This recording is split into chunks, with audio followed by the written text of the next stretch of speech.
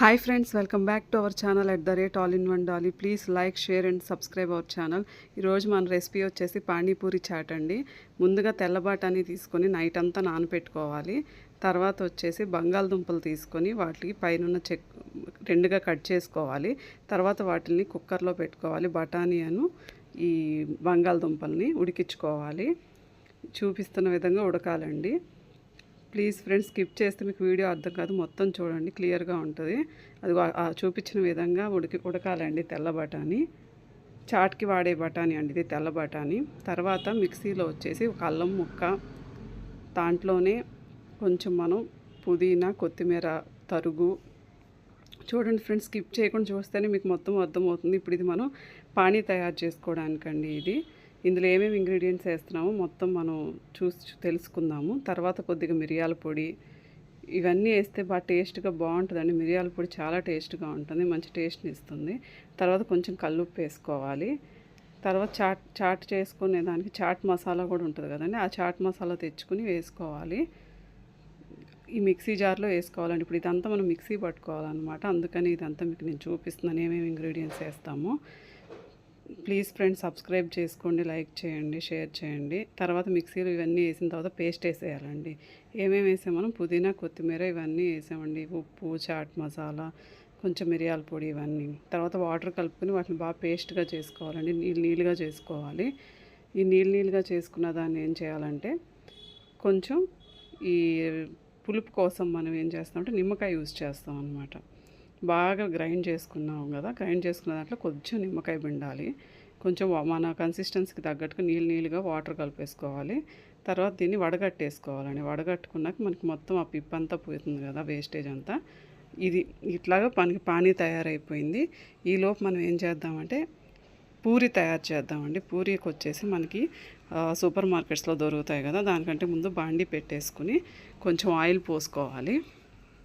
Deep ఫ్రైకి సరిపడా ఇట్లా పానీపూరి బిళ్ళలు దొరుకుతాయి కదా మనకి, అవి తీసుకొచ్చేసి ఆ డీప్ ఫ్రైలో వేసేసుకుని చేసేసుకోవచ్చండి. లేదంటే మనం ఇంట్లో కూడా చేసుకోవచ్చు. ఈసారి నేను ఇంట్లో ఎలా చేయాలో చూపిస్తాను. పూరీలు కూడా ఇవి వచ్చేసి ఇట్లాగా మనకి పొంగుతాయండి, బాగా పెద్ద పూరీలాగా అవుతాయి.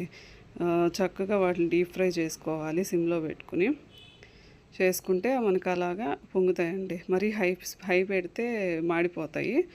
చూపించిన విధంగా బాగా పెద్ద పెద్ద బాల్స్ లాగా వచ్చేసి పొంగుతాయండి బాగా.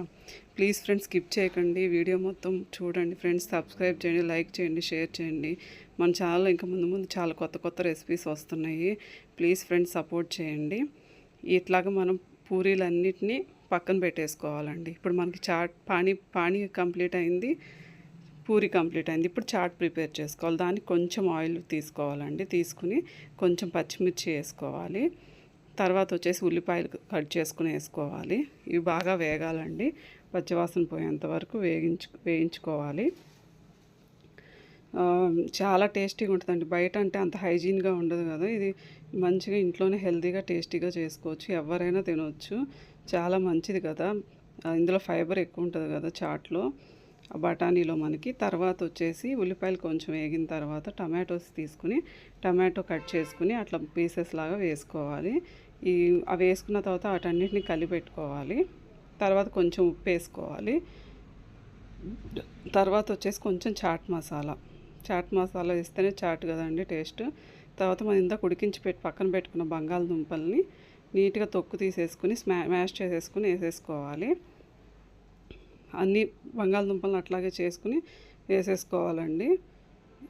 చూపించిన విధంగా అవి కూడా కలిపెట్టుకున్న తర్వాత కొంచెం కారం, అల్లం వెల్లుల్లి పేస్ట్ కూడా వేసుకొని కొంచెం మిరియాల పొడి కూడా వేసుకోవాలి.